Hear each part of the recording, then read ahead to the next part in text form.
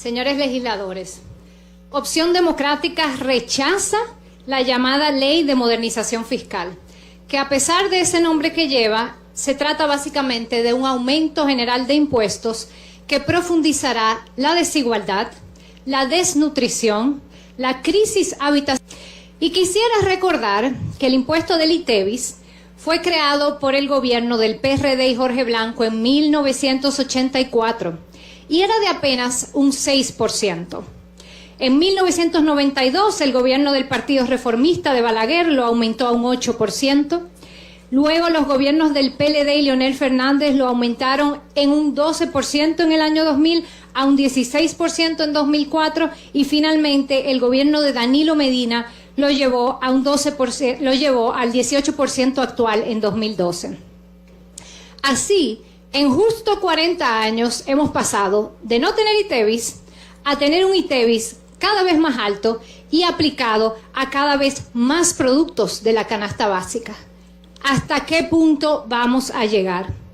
Ustedes, honorables legisladores, cuentan con salarios de lujo en comparación con el salario promedio de nuestra República Dominicana, que es de 33,000 pesos en promedio.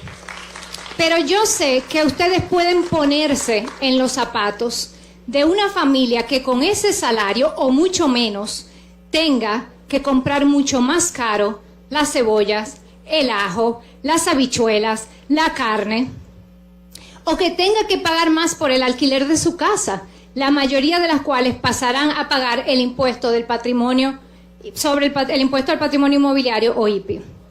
Pero ustedes legislan para el pueblo dominicano, todo el pueblo dominicano.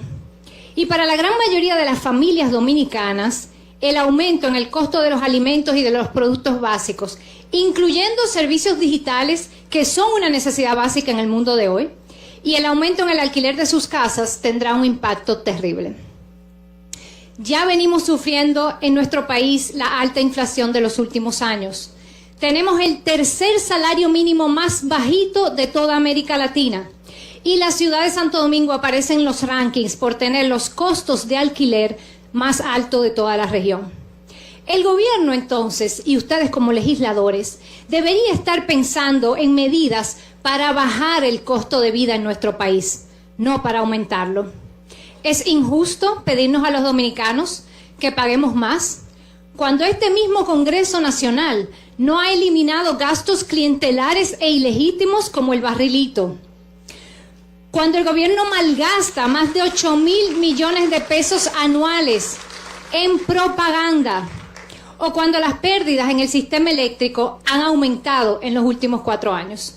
Es injusto pedirnos que paguemos más cuando los servicios en general siguen siendo de pésima calidad. Por todo esto, honorables legisladores, desde Opción Democrática nos unimos a las voces del pueblo dominicano y les pedimos rechazar este nuevo aumento de impuestos. Y traemos en cambio una propuesta diferente, la de realizar una auditoría a la deuda pública que ronda ya los 60,000 millones de dólares. Ahí sí hay recursos.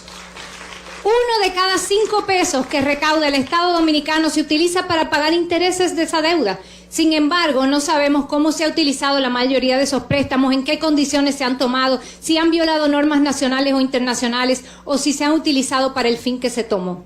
Una auditoría permitiría aclarar esas preguntas e identificar deuda ilegítima, cancelar su pago y llevar a la justicia a los responsables. Países como Brasil y Ecuador han contado con más recursos en el Estado luego de auditorías que redujeron significativamente las deudas. Entonces, antes de aumentar impuestos, el gobierno puede y debe empezar por revisar la deuda pública.